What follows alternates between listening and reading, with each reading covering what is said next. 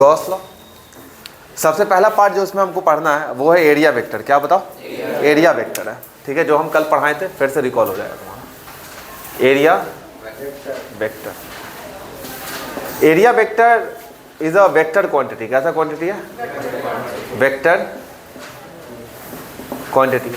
Area vector कैसा quantity बताओ? Vector quantity है। इसका जो मैग्नीट्यूड होगा वो बराबर होगा किसके बताओ? एरिया के। और डायरेक्शन जो होगा वो सरफेस के नॉर्मल होगा। इधर ध्यान दोगे, हम बता रहे, मान लो ये एक सर्कल है, ठीक है, सर्कुलर डिस्क है, ये इसका सेंटर केंद्र है, और ये रेडियस आर है। रेडियस क्या है? आर है। एरिया क्या बोलोगे? पाई आर स्क्वायर। एरिया क्या बोलोगे बताओ? पाई आर स्क्वायर बोलोगे। लेकिन अगर हम बात करें एरिया वेक्टर की, किसकी बताओ?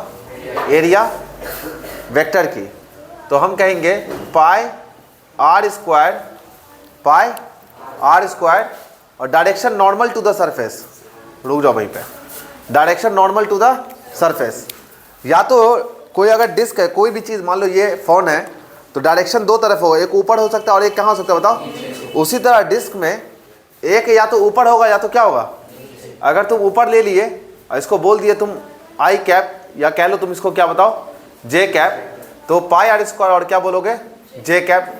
और दूसरा ये भी कह सकते हो एरिया वेक्टर बराबर पाई आर स्क्वायर, और नीचे का अगर तुम डायरेक्शन लिए तो वो कहलाएगा माइनस जे कैप। क्या लिखोगे? Minus j cap. चलो साइड से जाओ, आ रहा बात समझ में?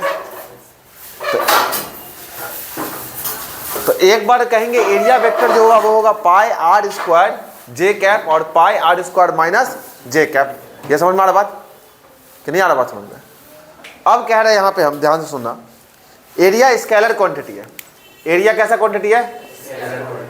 एरिया जो है वो कैसा क्वांटिटी है बताओ? स्केलर क्वांटिटी है। कैसा क्वांटिटी बताओ? Scalar quantity. लेकिन एरिया वेक्टर जो है वो कैसा क्वांटिटी है बताओ? वेक्टर क्वांटिटी है। एरिया वेक्टर कैसा क्वांटिटी है? वेक्टर क्वांटिटी है। और एरिया कैसा है? स्केलर क्वांटिटी है। मान लो कोई स्फेरिकल बॉल है मेरे पास, लेट सपोज करो ये बॉल है, इसके ऊपर इसका पूरा सरफेस एरिया क्या होगा? 4 पाई आर स्क्वायर। इसका पूरा सरफेस एरिया क्या होगा? 4 पाई आर स्क्वायर।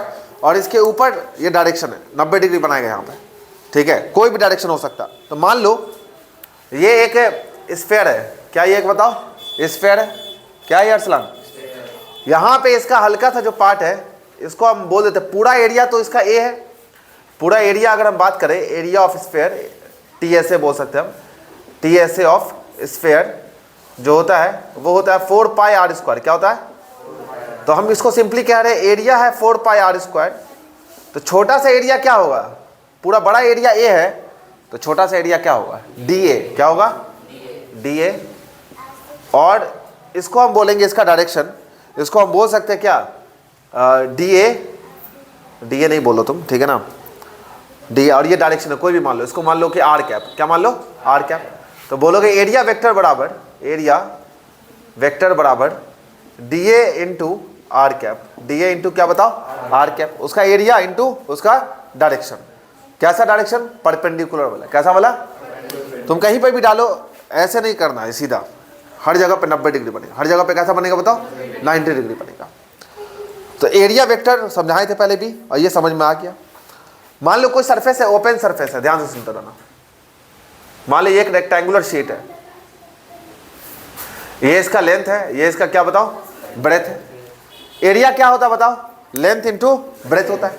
एरिया क्या होता है बताओ? लेंथ इंटू क्या होता है बताओ? ब्रेथ होता है। तो एरिया वेक्टर क्या होगा? यहाँ पे अगर हम बात करें एरिया वेक्टर की, तो वो होगा लेंथ इंटू ब्रेथ, और डायरेक्शन या तो तुम ऊपर बोलोगे या तो क्या बोलोगे? नीचे।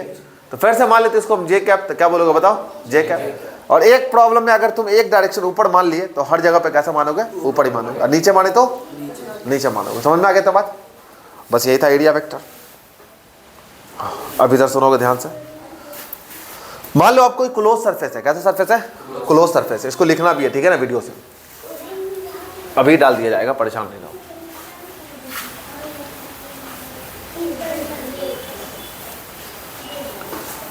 अब मान लीजिए यहाँ पे एक क्लोज सरफेस है। कैसा सरफेस है? क्लोज सरफेस है। Closed surface. क्लोज सरफेस मतलब ये एक बॉल, ये कैसा बॉल है बताओ? क्लोज सरफेस है, कैच करो, है ना? क्लोज सरफेस कैच नहीं आता है। कैसा सरफेस है ये बताओ? क्लोज सरफेस है। तो ये क्लोज सरफेस है। जैसे ये रूम भी क्या है समझो, क्लोज सरफेस है। कैसा सरफेस है ये? क्लोज सरफेस है। तो in a close surface area A is taken outward normally direction always. हमेशा जो एरिया वेक्टर होगा, कहा जाता है in a close surface area vector A vector is taken outward the normal direction. हमेशा किधर की तरफ होगा बताओ? बाहर की तरफ होगा। मान लो एक सेकंड के लिए हम समझाते हैं। ये स्फीयर आपका क्या है ये बताओ? गोला है। हमारा धरती भी वैसे ही है ना? नींद आ रहा है? और ध्यान दो इधर, नींद नहीं आएगा। ये तुम्हारा एरिया वेक्टर, ये एरिया छोटा छोटा क्या बताओ? एरिया। ये छोटा छोटा क्या हर जगह पे बताओ? छोटा छोटा डी ए। यहाँ पे भी क्या बताओ? D A. यहाँ भी क्या बताओ? D A. यहाँ भी क्या बोलो? D A. हर जगह पे D A D A D A है।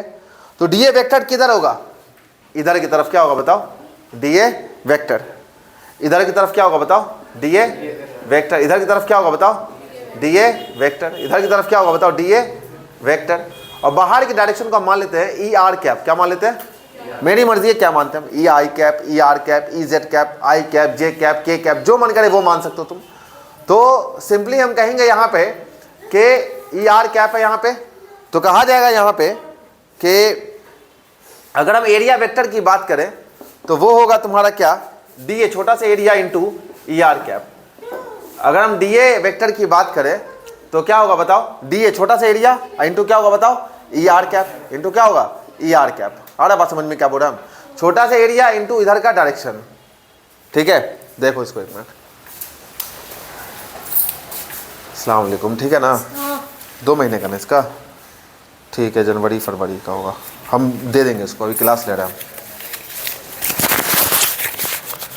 देखो इधर ध्यान दो।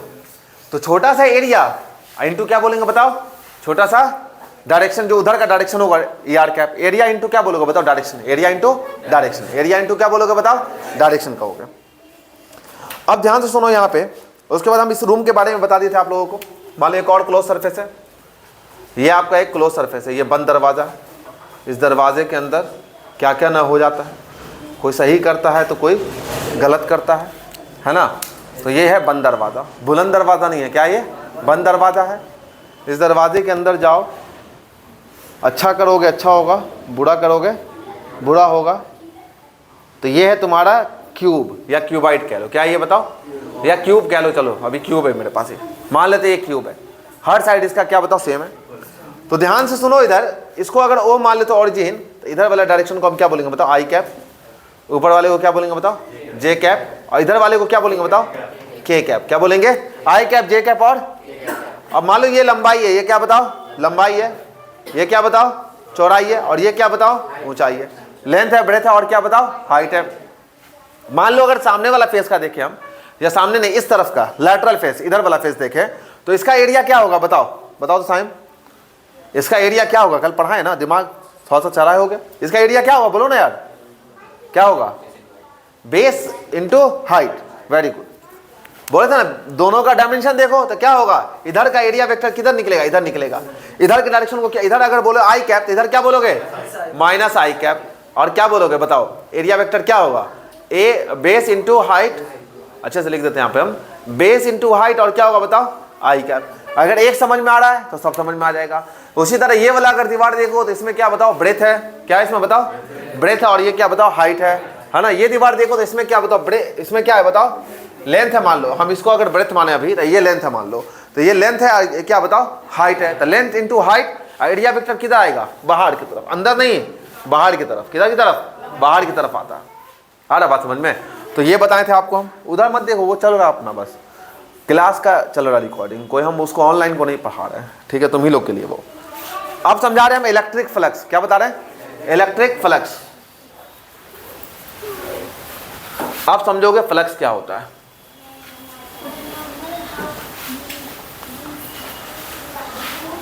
लिखा हुआ टॉपिक इलेक्ट्रिक फ्लक्स। क्या लिखा हुआ है? सोचो यहां पे, यहां देखो। इलेक्ट्रिक फ्लक्स है। फ्लक्स का मतलब होता है कोई चीज पास करना किसी के अंदर से। ठीक है, फ्लक्स। इसको हम दिखाते हैं फाई से। किसे दिखाते हैं? फाई कैसे दिखाते हैं, फाई, फाई जहां भी लिखा रहेगा समझेंगे फ्लक्स है, क्या है।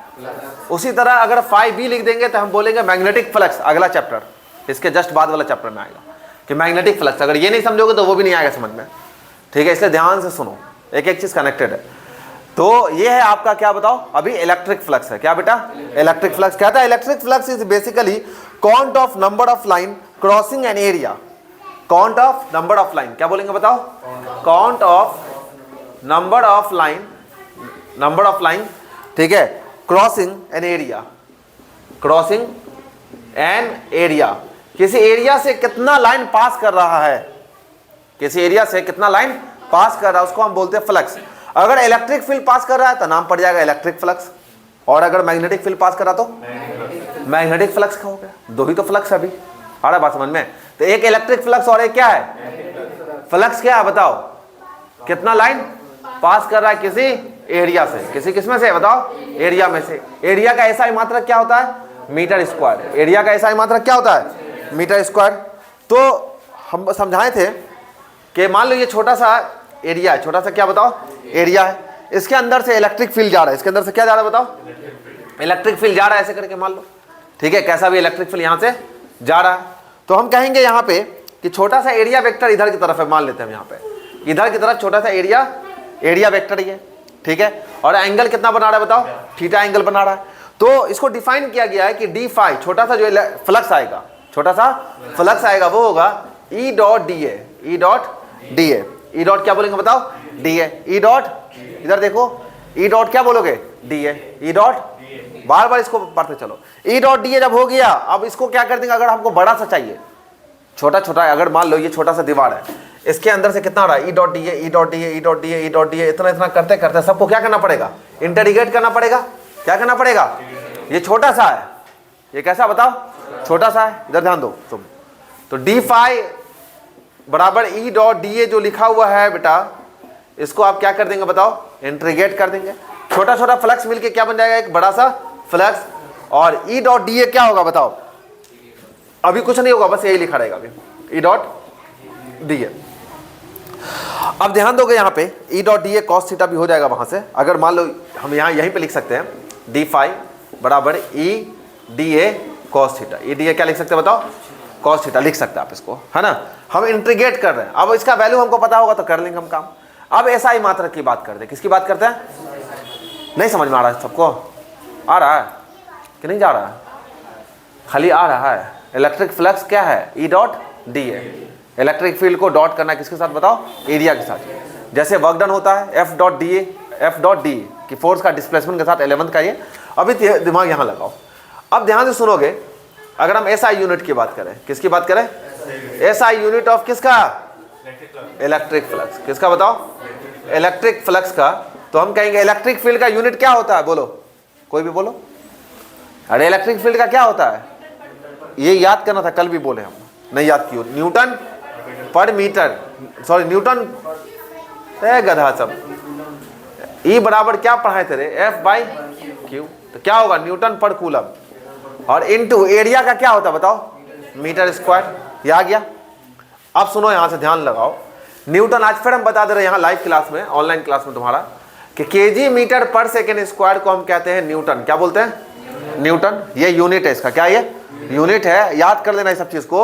और केजी को हम बोलते हैं एम, मीटर का मतलब होता है एल, अब बट्टे सेकेंड मतलब क्या होता है टाइम, तो टाइम 2 पीस है, तो जब ये इसको ऊपर लेके जाओ तो एम एल टी प्लस 2 ऊपर जाएगा तो क्या होगा, -2।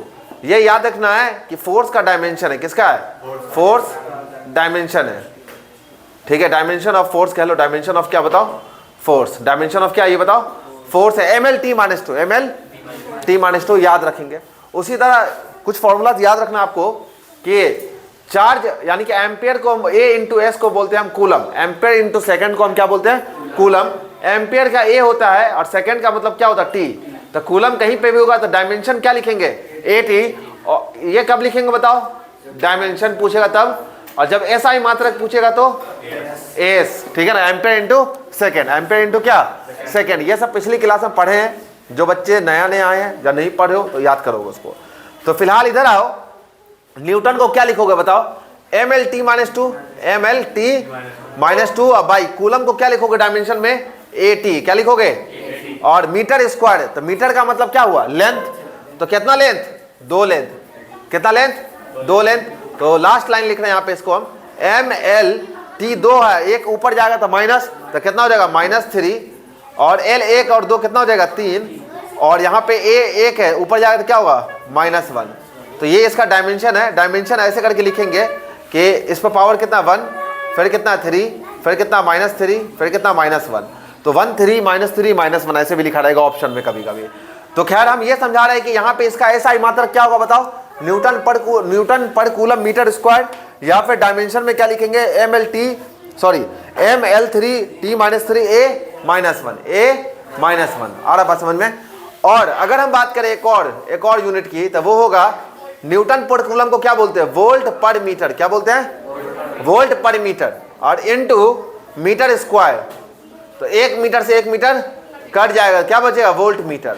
तो ये भी SI मात्रक है इलेक्ट्रिक फ्लक्स का, और साथ में ये भी SI मात्रक है। तो एक लाइन एकदम क्लियर कट लिखेंगे, SI unit of electric flux, क्या लिखेंगे, इलेक्ट्रिक फ्लक्स बराबर न्यूटन पर कूलम, न्यूटन मीटर स्क्वायर, ठीक है। और दूसरा लिखेंगे वोल्ट मीटर, क्या लिखेंगे, और डायमेंशन क्या लिखेंगे बताओ, डायमेंशन ऑफ इलेक्ट्रिक फ्लक्स बराबर लिखेंगे ML3T-3 A-1, ठीक है, ये लिखेंगे M1L3T-3 A-1। आ रहा बात समझ में। तो ये इसका डायमेंशन है, ये इसका क्या बताओ यूनिट है, बोलो। इसका भी डायमेंशन सेम है, डायमेंशन कभी भी चेंज नहीं होगा। तो डायमेंशन निकालना इस वाले फॉर्मूला से आसान था आप लोगों के लिए, इससे निकालेंगे तो थोड़ा सा मुश्किल जाएगा, ठीक है। तो वोल्ट हम लोग नहीं पढ़े, इलेक्ट्रिसिटी जब पढ़ेंगे तब हम पढ़ा देंगे उसको भी, समझ में ये बात। तो डायमेंशन किसी एक क्वांटिटी, एरिया ऑफ स्क्वायर से निकालो, एरिया ऑफ रेक्टेंगल से निकालो, कि एरिया ऑफ सर्कल से निकालो, एरिया का यूनिट हमेशा क्या रहेगा, मीटर स्क्वायर, है ना। लेंथ कहीं से भी निकालो, क्या रहेगा, मीटर। तो उसका यूनिट नहीं बदलेगा, और साथ में डायमेंशन भी क्या होगा, नहीं बदलेगा। आ रहा बात समझ में, क्लियर, इतना बात गया दिमाग में, कल बता दी सारा बात, देख लो इसको अच्छे से, ठीक है, एक बार अच्छे से देख लो इसको, 1 मिनट देख लो बस।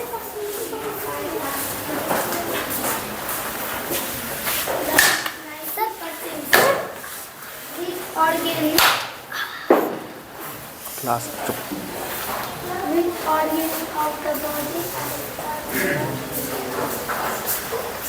आ गया समझ में ये। अब आगे देखो क्या बता रहा।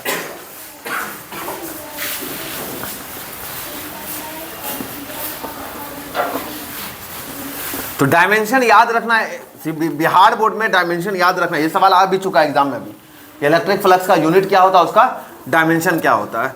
और पूछेगा आपसे, अगर 2 नंबर में पूछेगा तो पूछेगा कि electric flux, what is electric flux.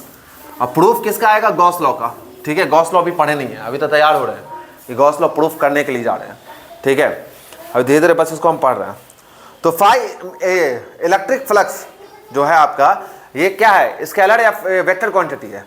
तो स्केलर क्वांटिटी, कैसा क्वांटिटी है, स्केलर क्वांटिटी है, कैसा क्वांटिटी है, ये याद रखना है। अब सुनो इधर, तो सीधा सीधी है, फ्लक्स का फॉर्मूला यहाँ पे लिख रहे हैं फिर से हम। अगर फ्लक्स निकालना तो E dot D, E dot क्या बोलोगे, डी। कैसा क्वांटिटी है, स्केलर क्वांटिटी है। इसका यूनिट वगैरह सब याद रख सकते हो तुम। अब मान लो कि इफ पॉसिबल, अगर, ठीक है, अगर ऐसा हो कि इलेक्ट्रिक फील्ड कांस्टेंट हो, क्या हो बताओ, इलेक्ट्रिक फील्ड जो होगा कैसा होगा, ये सब यहाँ से ध्यान रखना, सब छोटा छोटा बात मिल करके लॉ प्रूफ होगा। अब वो लॉ 5 नंबर में आएगा, फिर से बता दे रहे हैं हम। एक सेट में एक लॉ रहेगा ही रहेगा, तो मिला लेना कभी भी, कोई भी पेपर से, ठीक है। कांस्टेंट थ्रू आउट,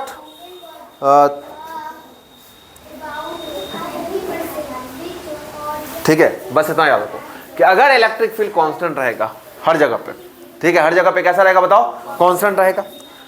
और एरिया भी क्या रहेगा बताओ, कांस्टेंट रहेगा। एरिया भी क्या रहेगा, कांस्टेंट रहेगा। तो बताओ फ्लक्स का फॉर्मूला क्या था बताओ, E dot D A. E dot क्या था बताओ, इंटीग्रेट करे थे, लिखे था इंटीग्रेट E डॉट डी ए, ये लिखे थे ना अभी भाई। डी ए बराबर क्या लिखे थे बताओ, सॉरी डी फाई बराबर क्या लिखे थे, E डॉट डी ए।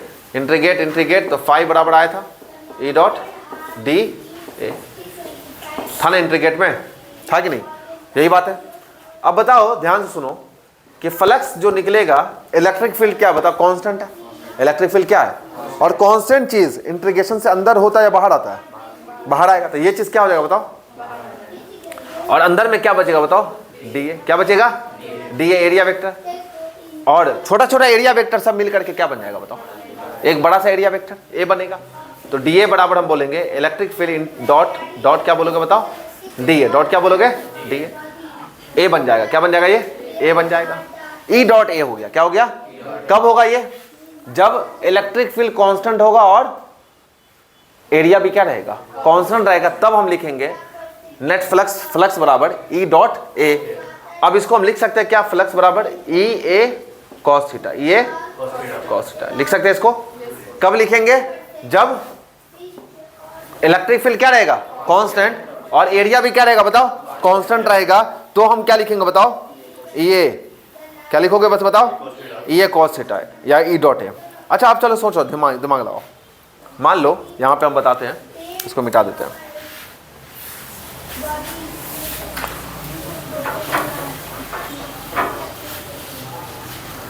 दिमाग लगाओ इसमें, बहुत मजा आएगा तुमको अभी, अब सुनोगे इधर देखो, अब मजा आएगा तुमको यहाँ से। ये तुम्हारा डिस्क है, क्या ये बताओ, डिस्क है कोई भी, इसके अंदर से इलेक्ट्रिक फील्ड ऐसे जा रहा है, ठीक है, पूरे में इलेक्ट्रिक फील्ड जा रहा है, पैरेलल इलेक्ट्रिक फील्ड है, मतलब यूनिफॉर्म है और एक जैसा है, कैसा है, एक जैसा है। इसका रेडियस आर है, कितना रेडियस है, आर रेडियस है, और एरिया मान लेते हैं, एरिया वेक्टर किधर की तरफ होगा बताओ, ऊपर की तरफ ले लो, इसको हम क्या बोलेंगे, ए वेक्टर, क्या बोलोगे, ए वेक्टर। अब बताओ एरिया पूरा एक फिक्स हो गया और इलेक्ट्रिक फील्ड भी ऊपर जा रहा, नेट फ्लक्स बराबर क्या पढ़े थे बताओ, E dot A, E dot क्या पढ़े, ए। बताओ इलेक्ट्रिक फील्ड और एरिया वेक्टर के बीच में कितना एंगल है, यहाँ पे इलेक्ट्रिक फील्ड और एरिया वेक्टर भी कहाँ बताओ, ऊपर है, ऊपर है, ऊपर। एरिया वेक्टर कहाँ है, ऊपर है, और इलेक्ट्रिक फील्ड भी कहाँ है, दोनों ही ऊपर है। कितना डिग्री होगा दोनों के बीच में, 0 डिग्री। घटा दो, यहाँ पर थीटा कितना होगा बताओ, नेट फ्लक्स बराबर क्या लिखे बताओ, ई ए कॉस थीटा, तो बोलो क्या होगा, ई ए और कॉस क्या लिखोगे बताओ, 0। कॉस 0 कितना होता है बताओ, कितना बच्चा हुआ था, कॉस 0 कितना होता है, 1 होता है, तो कितना होगा, सिर्फ ई ए, सिर्फ क्या होगा, क्या ये समझ में आ रहा आसान कि नहीं आ रहा है, सब समझ में भी, सच बोलना झूठ नहीं। अब सुनोगे जरा दूसरा केस, अगर मान लो हम एक ऐसा डिस्क लिए, इलेक्ट्रिक फील्ड सब क्या हो रहा है बताओ, सोचो, मतलब ऐसा प्लेट है, ऐसे रखा हुआ ऐसा, ठीक है, इलेक्ट्रिक फील्ड ऐसे निकल रहा है, ठीक है, जा रहा सारा इलेक्ट्रिक फील्ड उसी के बीच में डाल दिए, और इसका रेडियस आर है। एरिया वेक्टर किधर होगा, एरिया वेक्टर किधर होगा, अरे यार ऐसे कोई चीज रखा हो, मेरा हाथ का एरिया वेक्टर किधर निकलेगा, एरिया वेक्टर क्या होता है, क्या बताए थे, सरफेस के परपेंडिकुलर, क्या ऐसे होगा, एरिया वेक्टर किधर होगा, ऊपर होगा, एरिया वेक्टर या तो ऊपर या तो कहाँ होगा, नीचे होगा, तो कहाँ जाएगा इधर का एरिया वेक्टर बताओ, अभी भी एरिया वेक्टर कहाँ रहेगा, ऊपर है। अब बताओ एरिया वेक्टर और इसके दोनों के बीच में कितना डिग्री है, 90 डिग्री। ये समझ पा रहे हो बात को भी, अभी दिमाग में जा रहा होगा। नेट फ्लक्स लिखोगे ई ए कॉस कितना डिग्री बताओ, अब तुम छोटा छोटा सवाल कर पाओगे जो तुम्हारे लेवल का है, ठीक है ना, बड़ा बड़ा सवाल नहीं कराना आपको। तो कॉस 90 कितना होता है, नेट फ्लक्स क्या हो जाएगा, तो जब भी तुम देखोगे कहीं पर भी 90 डिग्री तो क्या बोलोगे बताओ, नेट फ्लक्स क्या है, 0, सीधा बकोगे बिना कुछ सोचे समझे। आ रहा बात समझ में। अब सुनोगे आगे, विवेक उधर जाके बैठो रूम में, आलोक क्या ये समझ में आ गया सबको, बोलो ना, गुड।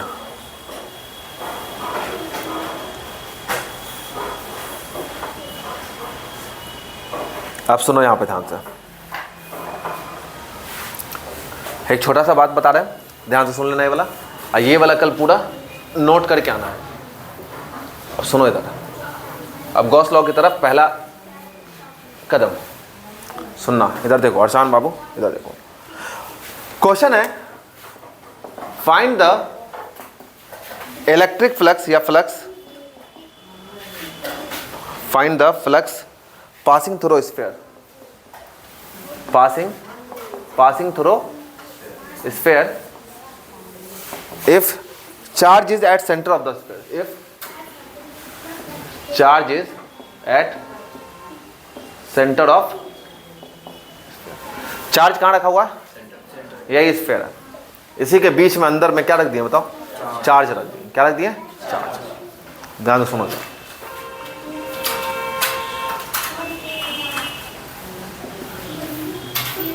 ठीक है, या फिर समझ लो ऐसे बनाते इसको, वो ज्यादा सही रहेगा।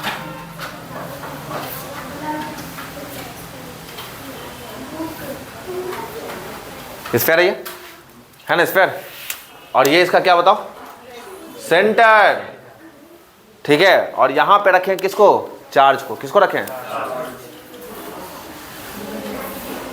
प्लस क्यू को रख दिया, मान लो किसको रख दिए, क्या हुआ, कुछ दिक्कत हो रहा वीडियो में, नहीं आ रहे हम अच्छे से, हाँ हमारे अभी यहाँ पे तो नहीं आते हैं, हाँ एक तरफ नहीं आ रहा है, मेरा आवाज आ रहा ना, बस इधर देखो, ये है स्फीयर, ठीक है। अब बताओ कोई दिमाग लगाया क्या होगा यहाँ पे, अभी सेंटर पर जैसे रखोगे, कौन है रे तुम लोग, साइलेंट क्या नहीं करता, 5 बार बच गया मोबाइल, साइलेंट करो ना फोन, गधा, बोलो क्या होगा इसमें, अरे पॉजिटिव चार्ज है, क्या होगा, निकलेगा बाहर, दिमाग इतना सा लगाओगे ना भाई, क्या निकलेगा बाहर, इलेक्ट्रिक फील्ड निकलेगा, किधर निकलेगा, बाहर की तरफ निकलेगा, तो निकालो बाहर, जो पढ़े होता है तो बताओगे ना, पॉजिटिव से क्या होता है, निकलता है, और नेगेटिव में सारा फील्ड क्या होता है बताओ, अंदर जाता है। तो तुम ध्यान दोगे तो मेरे बात पे सही से, कि इलेक्ट्रिक फील्ड हर तरफ से क्या हो रहा है बताओ, हर तरफ से निकल रहा है, इतना सारा लाइन नहीं दिखाएंगे, इलेक्ट्रिक फील्ड निकल रहा है, क्या निकल रहा है बताओ, क्या इलेक्ट्रिक फील्ड यहाँ पे कांस्टेंट है या वेरिएबल, चेंज कर रहा है हर जगह पे, क्या है, कांस्टेंट है, सबका रेडियस सेम है, वेरी गुड, बैठो जाकर। इलेक्ट्रिक फील्ड का फॉर्मूला क्या था, K Q by R square, R same है, क्यू भी सेम है, के भी सेम है, तो इलेक्ट्रिक फील्ड क्या रहेगा बताओ, सेम रहेगा हर जगह पे, बस उसका डायरेक्शन क्या हो रहा है हर जगह पे, तो डायरेक्शन के हिसाब से देखोगे तो कांस्टेंट नहीं है, डायरेक्शन के हिसाब से देखोगे तो कांस्टेंट, तो हम कहेंगे कि इलेक्ट्रिक फील्ड कांस्टेंट नहीं है, कांस्टेंट, इलेक्ट्रिक फील्ड कांस्टेंट नहीं है।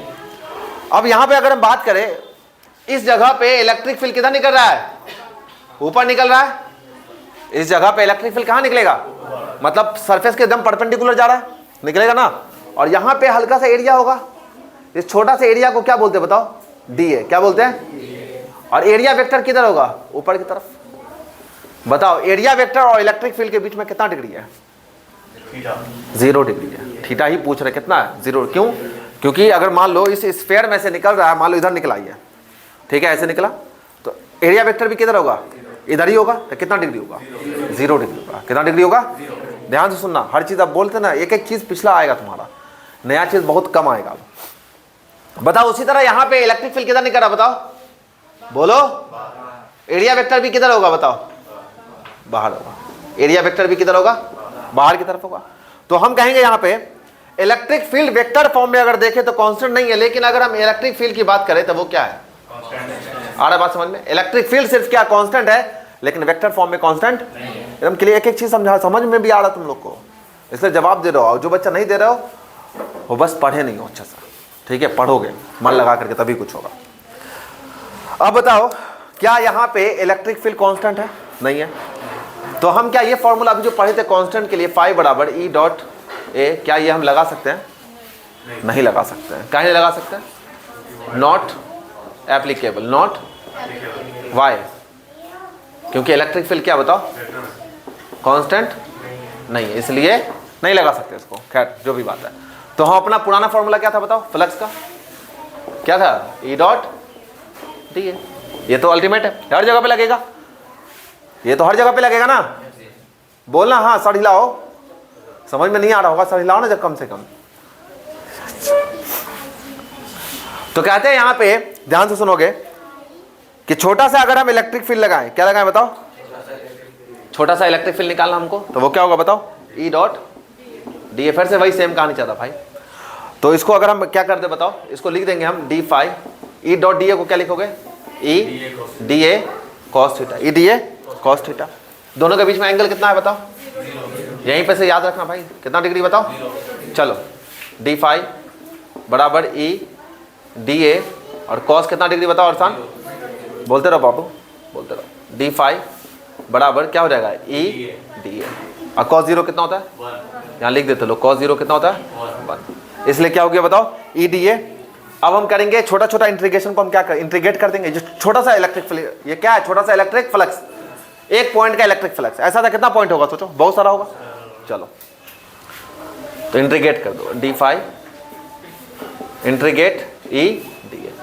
ई डी ए को हम क्या करेंगे बताओ, इंटीग्रेट करेंगे। क्या इलेक्ट्रिक फील्ड जो उसके अंदर में देख रहे हो, इलेक्ट्रिक फील्ड का सिर्फ मैग्नीट्यूड क्या है बताओ, कांस्टेंट है, लेकिन इलेक्ट्रिक फील्ड का वेक्टर कांस्टेंट। हाँ तो ये चीज क्या होगा बताओ, बाहर आएगा। तो क्या लिखोगे बताओ, ये तो हो जाएगा छोटा छोटा मिलके क्या हो जाएगा बड़ा सा फ्लक्स, छोटा छोटा मिलके क्या हो जाएगा बराबर इलेक्ट्रिक फील्ड बाहर आएगा और इंटीग्रेट में क्या बचेगा बताओ, और आखिरी लाइन खत्म यहाँ पे कि इलेक्ट्रिक फ्लक्स बराबर ई और छोटा छोटा एरिया मिलके क्या बनेगा बड़ा एरिया, और फ्लक्स बराबर पूरा एरिया क्या होता है बताओ, स्फीयर का पूरा एरिया क्या होता है, स्फीयर का पूरा एरिया क्या होता है पूरा 4 पाई, लो बन गया 4 पाई। और इसका रेडियस अगर तुम कैपिटल आर माने हो, जो भी माने हो बताओ, क्या माने हम, कैपिटल आर माने, क्या माने, इसका रेडियस हम क्या माने कैपिटल आर माने। तो 4 पाई क्या होगा आर स्क्वायर, तो फ्लक्स बराबर लिखेंगे 4 पाई, क्या बोलोगे बोलो 4 पाई, इसको जो लिखना लिख देते हैं हम लोग, एक मिनट अरेंज करके लिखना होता ना थोड़ा सा।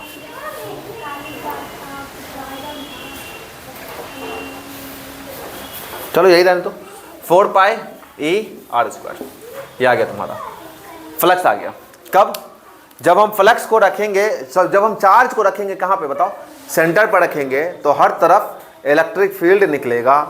इलेक्ट्रिक फील्ड जो निकलेगा हर तरफ, तो हर तरफ इलेक्ट्रिक फील्ड का डायरेक्शन क्या अलग अलग है। इलेक्ट्रिक फील्ड वेक्टर जो है वो इसका वो कांस्टेंट नहीं है, लेकिन उसका मैग्नीट्यूड अगर देखें तो आर स्क्वायर जो होता है ये, उस पर क्या बताओ वो कांस्टेंट है। उसके बाद क्या किए, बस डी फाई का फॉर्मूला याद रखना, ई डॉट डी ए। अब इसको करोगे डी फाई बराबर क्या होगा ई डी ए कॉस थीटा, ये भी लिख सकते हो। कॉस दोनों के बीच में कितना एंगल है बताओ, 0 डिग्री है, तो कॉस 0 हो गया 1, तो हो गया ई डी ए। फिर इसको इंटीग्रेट किए, डी फाई बन गया फाई, ई हो गया बाहर आ गया डी ए, छोटा छोटा एरिया मिलकर बड़ा एरिया, बड़ा एरिया हम जानते हैं क्या होता है 4 pi r square, 4 pi r square डाले, ये आ गया आपका फ्लक्स। कब, जब कोई चीज को, कोई चार्ज को कहाँ रखेंगे बताओ, स्फीयर के अंदर रखेंगे। तब कोई चार्ज को कहाँ रखेंगे बताओ, स्फीयर के अंदर रखेंगे, तो ये नेट फ्लक्स आएगा आपका, ठीक है। अब यहाँ पे क्या करोगे सोचो, इलेक्ट्रिक फील्ड का फॉर्मूला क्या होता है बताओ। अब एक आखिरी लाइन लिख रहे हैं, यहाँ से आ जाओ इधर। फाई बराबर कितना है बताओ, 4 पाई ई आर स्क्वायर, सॉरी ई लिख रहे हैं, ये वाला ई। तो बताओ फाई बराबर 4 pi into R square. Electric field का फॉर्मूला क्या होता है, इलेक्ट्रिक फील्ड का फॉर्मूला क्या होता है के क्यू बाई, क्यू छोटा क्यू है, बाई क्या लिखो बताओ आर स्क्वायर। तो नेट फ्लक्स कितना आ गया बताओ, 4 पाई इंटू के जगह पे क्या लिख सकते हो 1/4 pi epsilon not into Q. 4 पाई से 4 पाई भी, नेट फ्लक्स क्या आ गया, मोस्ट इंपॉर्टेंट, ये आता ही आता है, ये भी कंफर्म बोल दिए तो आएगा ही आएगा, ये फॉर्मूला सीधा आएगा। नेट फ्लक्स का formula Q by epsilon not होता है, ठीक है, यही दिमाग से निकल रहा था मेरे बार बार, ये आ गया। इलेक्ट्रिक फील्ड का वैल्यू डालोगे वो अपने आप आ जाएगा, समझ गया इतना बात, देख लो इसको, अब डन है। वालेकुम अस्सलाम, बैठो।